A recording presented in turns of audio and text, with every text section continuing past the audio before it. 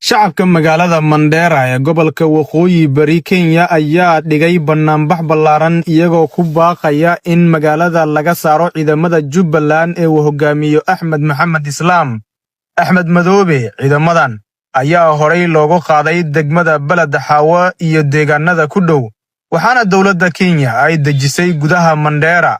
qaar ka mid ah shacabka ayaa ka cabanaya in ciidamadaasi ay ku hayaan xadgudubyo iyo dhibaatooyin saameyn ku yeeshay nolol maalmeedkooda. duqa magaalada Mandera Maxamed Khaliif ayaa dhowaan si rasmi ah ugu baaqay madaxweynaha Kenya in magaalada laga saaro ciidamada Jubbaland.